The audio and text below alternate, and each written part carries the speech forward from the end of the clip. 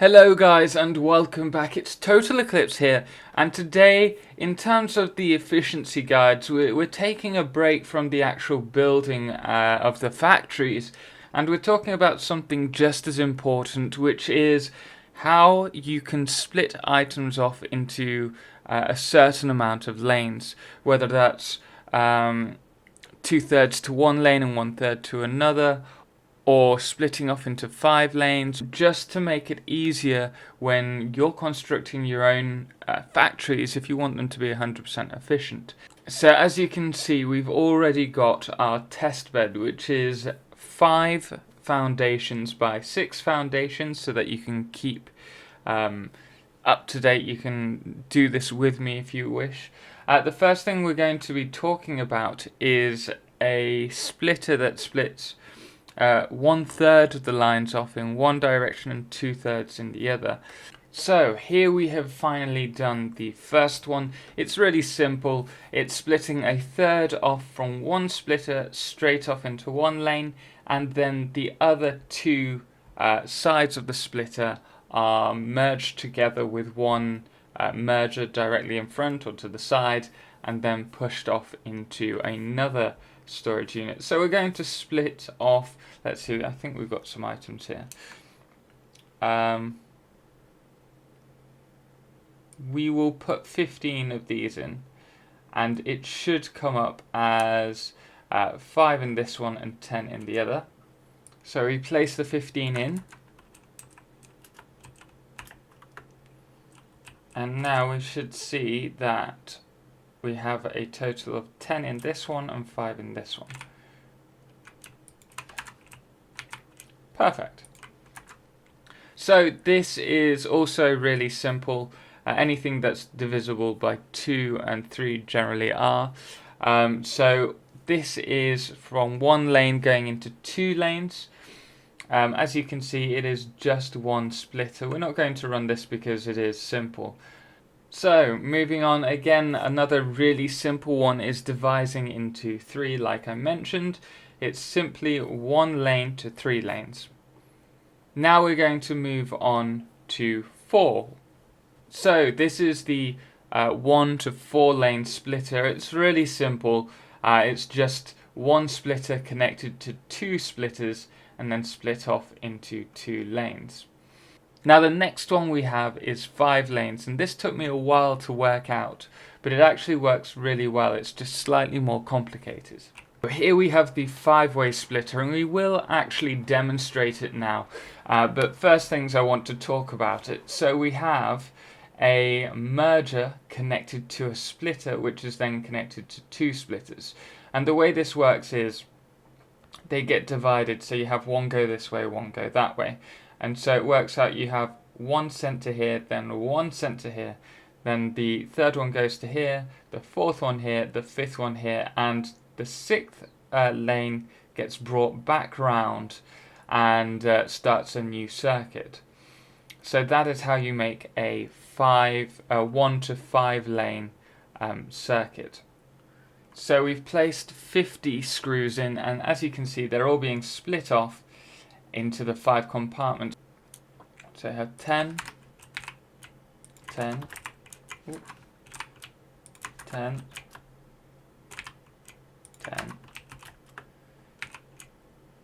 10. So now we will do the 6 splitter, which is really simple. It's just 1 splitter to 2 splitters. So here we have this 1 lane to 6 splitter.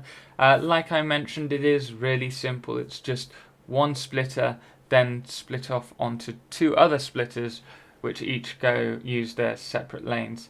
The next one, again, is going to be slightly complicated. It's 7, but we're going to follow a similar technique to the one that we encountered with the 5 lanes. So here we are with the 1 to 7 splitter. Now it looks a bit more complicated than the 5, but it really is quite simple. So what we have here is, again, a merger connected to a splitter, which then splits off into 3 splitters this time. So the first splitter is split off with all 3 lanes to their given storage units. and the third one is exactly the same. The only different one is the second splitter, the middle one. Now one of the lanes goes up into the storage unit, and then the other two lanes, which we've fed back using the conveyor poles, we feed back into the merger, which then sends everything back into the initial splitter. So we're going to run this now and see if it does work 100% efficiently. So if we stick 70 units in, we should have 10 in each. So here we are, this is it running. As you can see, although this is getting a lot of screws, they are all feeding back. And though there is a little bit of bottlenecking here, if you have something that's producing at a slower rate, this won't be an issue. So as you can see, it's getting quite large now and we're running out of space. But this is a 1-to-8 converter, and what we have is a splitter connected to two more splitters, which are then connected each to two splitters, and then finish off in their said storage units. So with 9 we have one splitter, as we mentioned before, followed by 3 splitters, and then each going to their said storage units. And to save on space, we've started using a second level, which you can do with any of your builds. So the next one that we're going to do is a 1-to-10 lane. You probably won't be using this very often, but you might need it for organization. The chances are, if you're using 10 lanes for anything, you're actually going to be bringing several lanes together first. So you might actually be merging 3 and then going off into 10. So now we're moving on to the 1-lane to 10-lane splitter. This is a bit more complicated, but if you look over the 5-lane splitter that we had, you'll see that it's quite similar. So what we have, there are 2 ways of doing this. This is one that looks slightly neater, I'd say, but is actually less efficient if you have a lot of items coming through. So I'll talk you through this one and then we'll go through the second one as well. The first one is that we have all the items connected to a merger. So we have the 100 or 110 or however many items through here, which then go to the splitter. And at the splitter, they're split into 2, so that we're creating 2 5 terminals, 5 splitter terminals. From here, you don't need this for this build, but it just makes it easier for me. We have a merger here followed by another splitter, and this splitter splits off into the 2 splitters where we have the 3-lane and the 2-lane for the 5 storage containers. Now the 6th lane actually merges all the way back to the very beginning, and that's same true for this side. So you can see we have the splitter followed by another splitter and then the 2 splitters and the 5 lanes, the 6th one coming back to the beginning and merging.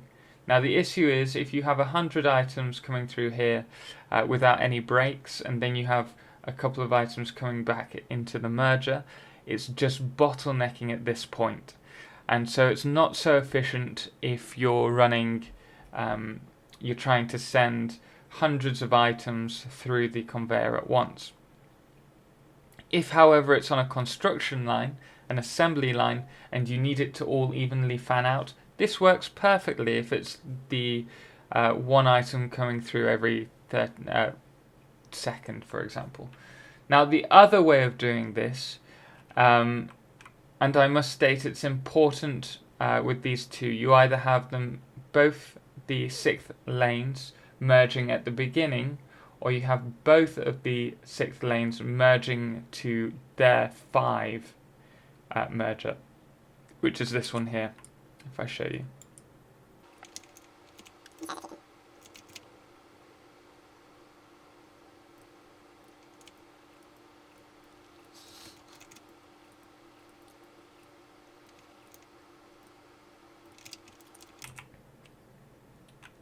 And so this here is the 1 to 10 lane where they each merge back into their own circuit. So it's important they either merge into their own circuit or they both merge into the beginning of the first circuit, because otherwise you're going to have, say, if this one's merges back to the beginning, you're going to have 6 items go through here, one of them's recycled, so you have 5 here, and then you have the normal system here, you have 5 on a loop, but you actually are going to have an extra one because this merger here is actually connected to this one. So the one that's coming from this lane is going back into here, and it's being sorted into these two. So you either need to have them all merged into the beginning, or each one merged into their own closed circuit. So there you are, guys. We've managed to do from 1 lane to 10 lane splitters. The last thing that I wanted to cover was if you have 2 lanes to start off with. This is an issue that I've had in one of my previous builds in terms of receiving nails very quickly, that they jam up, and so I've had to use 2 separate conveyor belts running alongside each other in parallel, and then the issue has been to then merge them into 3 assemblers, for example. So for this kind of splitting, what we need to do is take our splitters to start off with. This is a really simple one. It's just stick it here. Wait, well, yeah, let's stick it there. That way it's in line with these 3. Oh.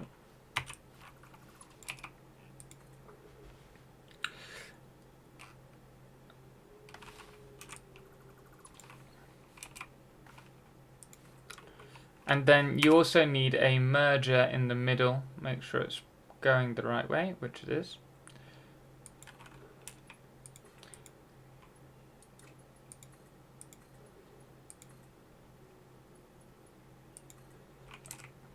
So what we currently have, it's very similar to the 1.5 style splitter that we developed first, where one item, where you'd split 1 lane between 1.5 lanes, so that one would get half the amount as before. We do this by using mergers with the splitters, and it's quite simple once you know how. We're going to first link up these 2 splitters, and now we have one, well, currently it's all items going through to this, but we actually need to add 2 more mergers. It's going the right way, just in front there, and 1 over here.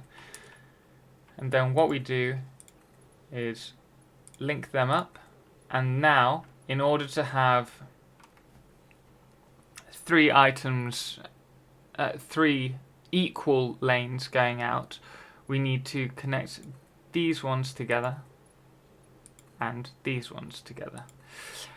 That way